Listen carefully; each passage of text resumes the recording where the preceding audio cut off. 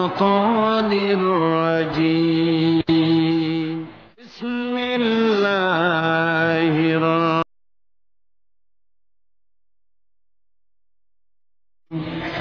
إن الله وملائكته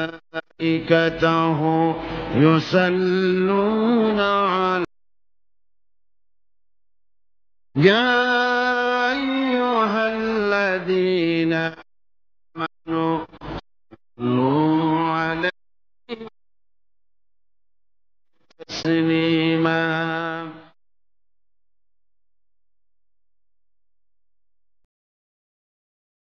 বলেছিলাম যে মাওলানা সাইদিকে দীর্ঘদিন আটক রাখা হয়েছে এবং তার বিরুদ্ধে তদন্ত রিপোর্ট সাবমিট হয়নি। আজকে প্রসিকিউশন যেটা দিয়েছেন জমা, সেইখানে তার বিরুদ্ধে কিছু অস্পষ্ট এবং ইনডেফিনিট অ্যালিগেশন আনা হয়েছে এবং তারা বলেছেন যে এই তদন্ত শেষ করতে তাদের অনেক সময়ের প্রয়োজন। কতদিন সময়ের প্রয়োজন সেটা তারা বলেননি এবং আজকে তারা একটা অ্যাপ্লিকেশন দিয়ে যেটা বললেন যে তাকে অনির্দিষ্টকাল আটক রাখা দরকার, কিন্তু তারা কোনো তথ্য দিতে ব্যর্থ হলেন যে কেন আমাকে আটকে রাখতে হবে। আমরা জামিনের আবেদনের শুনানিতে বলেছি যে তার বিরুদ্ধে সুনির্দিষ্ট কোনো অভিযোগ তারা দিতে পারেননি, তদন্তেও তার বিরুদ্ধে কিছু অস্পষ্ট অ্যালিগেশন ছাড়া কিছু পাওয়া যায়নি এবং তিনি যে কোনোভাবে তদন্ত কাজে বিঘ্ন সৃষ্টি করছেন সেই রকমের কোনো তথ্য প্রমাণ তারা হাজির করতে ব্যর্থ হয়েছে। যেহেতু তার বিরুদ্ধে কোনো কিছু সাবস্টেন্সিয়েট করতে পারেনি, অনির্দিষ্টকাল তাকে আটক রাখা যায় না আইনের দৃষ্টিতে এবং আমরা বিভিন্ন আন্তর্জাতিক ট্রাইব্যুনাল, আইসিসি এবং যুগোস্লাভিয়া ট্রাইব্যুনালের রুলসের উদাহরণ তুলে ধরে দেখিয়েছি যে সেখানে এরকম অনির্দিষ্টকাল আটক রাখার বিধান নেই। আমার মা বোনেরা, আমার ভাইয়েরা, নবীজি নারীর যে অধিকার দিয়েছেন এই পৃথিবীতে এত বড় অধিকার আর কেউ দেয় নাই। জোরে বলেন সুবহানাল্লাহ। আমার ভাইয়েরা শুনুন, কোন মানুষের যদি 3টা মেয়ে হয়, রাসূলুল্লাহ বলেছেন 3 মেয়ের পিতা যদি কেউ হয় তাহলে ওই 3টা মেয়েকে যদি যত্ন করে, ভালোবাসে, মহব্বত করে, দ্বীন শিখায়, আদব শিখায় আর তাদেরকে যদি সৎপাত্রস্থ করতে পারে, কিয়ামতের দিন আমি মুহাম্মদ সাল্লাল্লাহু আলাইহি ওয়াসাল্লাম আর ওই 3 কন্যার পিতা বেহেশতে এক জায়গায় থাকবো। ছেলের ব্যাপারে কিন্তু কথা বলা হয়নি।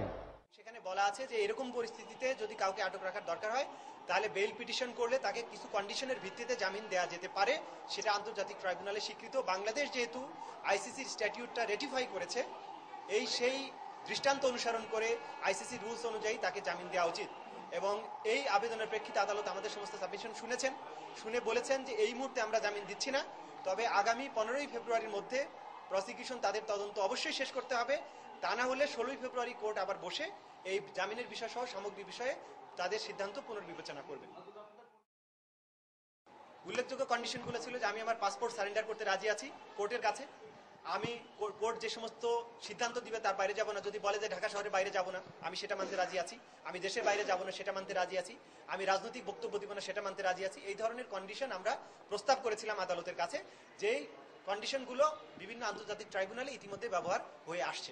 আমাদের ট্রাইব্যুনালের মূল আইন এবং রুলসে জামিনের ব্যাপারে এবং কন্ডিশন কি হবে এইসব ব্যাপারে সুনির্দিষ্টভাবে কোনো কিছুই বলা নাই এবং সেই কারণেই আমরা বলেছি যেহেতু আমাদের ট্রাইব্যুনালের রুলস এগুলো অনুপস্থিত এবং বাংলাদেশ যেহেতু আন্তর্জাতিক ট্রাইব্যুনালের রেটিফাই করেছে, সেই কারণে আন্তর্জাতিক ট্রাইব্যুনালের এই রুলসগুলো আমাদের ক্ষেত্রে প্রযোজ্য হতে পারে।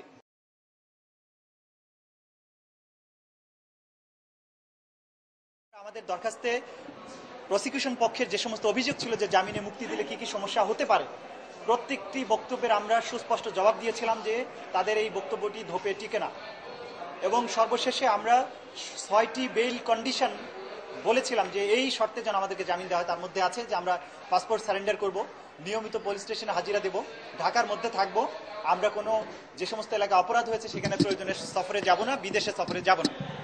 আদালত সবকিছু শুনেছেন, শোনার পরে বললেন যে জামিনের দরখাস্ত নামঞ্জুর হলো এবং মাওলানা সাইদিকে পিজি হসপিটালে চিকিৎসার জন্য, প্রয়োজনীয় চিকিৎসার জন্য জেল কর্তৃপক্ষকে উনি নির্দেশ দিয়েছেন এবং প্রসিকিউশনকে বলেছেন আগামী 20 এপ্রিলের মধ্যে তাদের তদন্ত হয় শেষ করতে অথবা 20 তারিখের মধ্যে একটি অগ্রবর্তী রিপোর্ট দেওয়ার জন্য। এবং আদালত আমরা যে সমস্ত শর্ত আমরা প্রস্তাব করেছিলাম বেইলের জন্য সেগুলোর ব্যাপারে আদালত কোনো বক্তব্য দেননি, সেগুলোর কোনো জবাব তার আদেশের মধ্যে কিন্তু ছিল না। العلا بكماله كشف الدجى بجماله آله حسنت جميع خصاله صلوا عليه